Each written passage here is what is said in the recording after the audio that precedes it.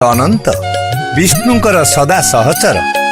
ତ୍ରେତୟାରେ ଲକ୍ଷ୍ମଣ ରୂପରେ, ଦ୍ୱାପରରେ ବଳରାମ ରୂପରେ ଏବଂ ବିଷ୍ଣୁ ଅନନ୍ତ ଶୟନରେ ଥିଲାବେଳେ ଶେଷନାଗ ଭାବରେ ବିଷ୍ଣୁଙ୍କୁ କୋଳରେ ଧାରଣ କରିଥାନ୍ତି। ଇଏ ପୁଣି ମହାରୁଦ୍ର, ଫଣାମଣି କଣାକାର କ୍ଷିତିମଣ୍ଡଳ ଧାରିଣେ ନମଃ କାଳାଗ୍ନି ରୁଦ୍ରାୟ ମହାରୁଦ୍ରାୟ ତେ ନମଃ।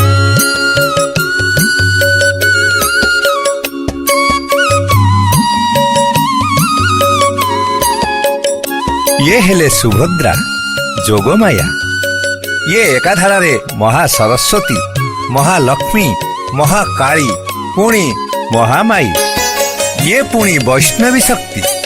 ତ୍ୱଂ ବୈଷ୍ଣବୀ ଶକ୍ତି ଅନନ୍ତ ବୀର୍ଯ୍ୟା ବିଶ୍ୱସ୍ୟ ବୀଜଂ ପରମାସି ମାୟା ସମ୍ମୋହିतं ଦେବୀ ସମସ୍ତମେତତ୍ ତ୍ୱଂ ବୈ ପ୍ରସନ୍ନା ଭୁବି ମୁକ୍ତି ହେତୁଃ।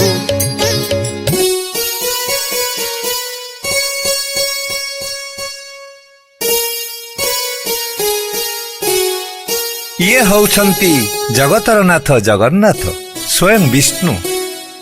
ତାଙ୍କର ଭୁଜ ଦୁଇଟି ଅସମ୍ପୂର୍ଣ୍ଣ ବୋଲି କହୁଥିଲ ନା? ନା ଇନ୍ଦ୍ରଦ୍ୟୁମ୍ନ, ହାତ ପାପୁଲି ଆଙ୍ଗୁଳି ଥିଲେ ଏହା ସୀମିତ ହୋଇଯାଇଥାନ୍ତା। ଦେଖ, ଭୁଜ ଦୁଇଟି ସମାନ୍ତରାଳ। ଦୁଇଟି ସମାନ୍ତରାଳ ରେଖା କେବେ ବି ମିଳିତ ହେବେ ନାହିଁ। ତେଣୁ ଏ ହାତ ଅନନ୍ତ ସୀମାକୁ ପ୍ରସାରିତ। ଆଉ ପ୍ରସାରିତ ଏଇଥିପାଇଁ ଯେ ଏ ଭୁଜ ଦୁଇଟି ସମସ୍ତଙ୍କୁ ଆଦରି ନେବା ପାଇଁ ଆମନ୍ତ୍ରଣ କରୁଛି, ଡାକୁଛି ଆସ। ଯେତେ ପାପୀ ତାପୀ ଚଣ୍ଡାଳ ବ୍ରାହ୍ମଣ ଯେତେ ଯିଏ ଯୋଉଠି ଅଛ ମୋ ନିକଟକୁ ଆସ। ମୁଁ ସମସ୍ତଙ୍କର ଠାକୁର। ମୋ ପାଖରେ ଜାତି ବର୍ଣ୍ଣ ଧର୍ମର କୌଣସି ବିଭେଦ ନାହିଁ। ମୁଁ ଜନତାଙ୍କ ଜନାର୍ଦ୍ଦନ। ମୁଁ ଆଦି ମଧ୍ୟ ଆଉ ଅନ୍ତ। ଏ ଆଖି ଦୁଇଟିକି ଦେଖ, ପଲକହୀନ, ସୂର୍ଯ୍ୟ ଆଉ ଚନ୍ଦ୍ରଙ୍କ ପରି ବୃତ୍ତାକାର। ଯିଏ ସର୍ବଦା କହୁଛି ମୁଁ ସବୁ ଦେଖିଛି, ସବୁ ଦେଖୁଥିବି। ସମସ୍ତଙ୍କର କଷ୍ଟ ମୋଚନ ପାଇଁ ମୋ ଦୃଷ୍ଟି ସର୍ବଦା ଜାଗ୍ରତ।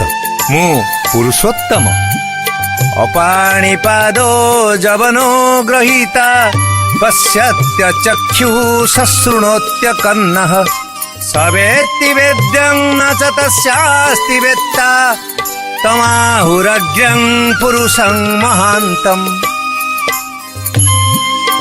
ଯେଉଁ ଶକ୍ତି ହସ୍ତପଦ ନଥାଇ ମଧ୍ୟ ସର୍ବାଧିକାରୀ, ଚକ୍ଷୁ ନଥାଇ ସର୍ବଦର୍ଶୀ, କର୍ଣ୍ଣ ନଥାଇ ସର୍ବଶ୍ରୋତା, ଯିଏ ସର୍ବଜ୍ଞାତା ତଥା ଅଚିନ୍ତ୍ୟ ଶକ୍ତିମାନ, ସେହି ପୁରୁଷୋତ୍ତମ, ସେହି ସର୍ବଶକ୍ତିମାନ ପ୍ରଭୁ ଜଗନ୍ନାଥଙ୍କୁ ପ୍ରଣାମ କର ରାଜା।